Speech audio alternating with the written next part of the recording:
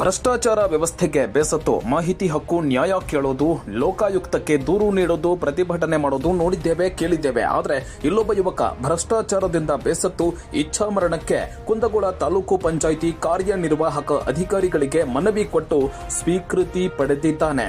ಹೌದು, ಕುಂದಗೋಳ ತಾಲೂಕು ಕುಬಿಹಾಳ ಗ್ರಾಮದ ನಾಗರಾಜ ಕುರುಸಿದ್ದಪ್ಪ ಹುಬ್ಬಳ್ಳಿ ಎಂಬಾತ ಕುಬಿಹಾಳ ಪಂಚಾಯಿತಿ ಸೇರಿದಂತೆ 27 ಗ್ರಾಮ ಪಂಚಾಯಿತಿಗಳಲ್ಲಿ ಭ್ರಷ್ಟಾಚಾರ ಇದೆ.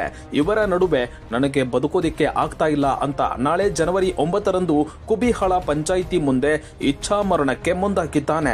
ನಾನು ಬಂದ ವಿಷಯ ಇಚ್ಛಾಮರಣ ಕೋರಿ, ಅಂದರೆ ಈ ಪ್ರತಿಯನ್ನು ನಾನು ರಾಷ್ಟ್ರಪತಿಗಳಿಗೆ ಮತ್ತು ಪ್ರಧಾನಮಂತ್ರಿಗಳಿಗೆ ಕೂಡ ಕೊಟ್ಟಿದ್ದೀನಿ.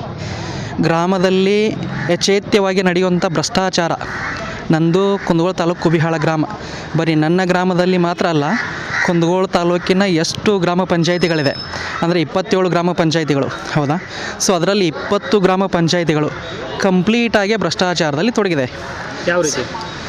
ಪ್ರತಿಯೊಂದು ಕಾಮಗಾರಿಯಲ್ಲಿ ಇದೇ ಯೋಜನೆ ಅಂತೆಲ್ಲ ಎಲ್ಲ ಯೋಜನೆಗಳಲ್ಲಿ ಕೂಡ ಭ್ರಷ್ಟಾಚಾರ ಇದೆ. ಇವಾಗ 2020 ಕೋವಿಡ್ ಅನ್ನುವಂಥ ಪೆಡಂಭೂತ ಮಾರ್ಚ್ 25ನೇ ತಾರೀಕು.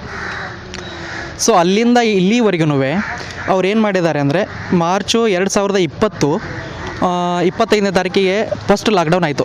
ಸೊ ಲಾಕ್ಡೌನ್ ಸಂದರ್ಭದಲ್ಲಿ ಕೂಡ ಬಿಲ್ಗಳನ್ನು ತೆಗೆದಿದ್ದಾರೆ, ಕೆಲಸ ಮಾಡಿದ್ದೀವಿ ಅಂತ. ಸೊ ಮನುಷ್ಯ ಹೊರಗೆ ಬರಲಿಕ್ಕೇ ಪರ್ಮಿಷನ್ ಇಲ್ಲ ಅವಾಗ. ಅಂಥದ್ರಲ್ಲಿ ಇವರು ಹೆಂಗೆ ಬಿಲ್ ತೆಗೆದ್ರು ಇದೆ ನನ್ನ ಹತ್ರ, ನಾನು ಕೊಡ್ತೀನಿ.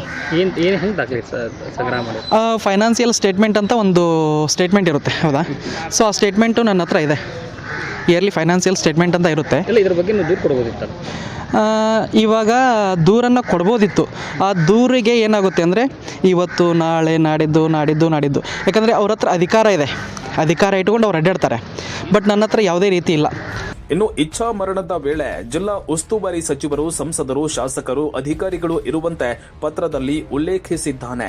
ಈ ವಿಷಯಕ್ಕೆ ಸಂಬಂಧಿಸಿದಂತೆ ತಹಶೀಲ್ದಾರ್ ರಾಜು ಮಾವರ್ಕರ್, ತಾಲೂಕು ಪಂಚಾಯಿತಿ ಕಾರ್ಯನಿರ್ವಾಹಕ ಅಧಿಕಾರಿ ಪಿಎಸ್ಐ ಇಮ್ರಾನ್ ಪಠಾಣ್, ವೈದ್ಯ ಡಾಕ್ಟರ್ ತಿಮ್ಮಯ್ಯ, ಕುಬಿಹಾಳ ಪಿಡಿಒ ಗಿರೀಶ್ ಅಮರಗೊಂಡ ನೇತೃತ್ವದಲ್ಲಿ ಮನವೊಲಿಸಿದ್ರು. ಇಚ್ಛಾ ಮರಣಕ್ಕೆ ಇಚ್ಛಿಸಿರುವ ವ್ಯಕ್ತಿ ನಾಳೆ ಪಂಚಾಯಿತಿ ಮುಂದೆ ತನ್ನ ನಿರ್ಧಾರ ತಿಳಿಸಿದ್ದಾನೆ. ನಾಳೆ ಏನಾಗುತ್ತೆ ಕಾದು ನೋಡಬೇಕಾಗಿದೆ.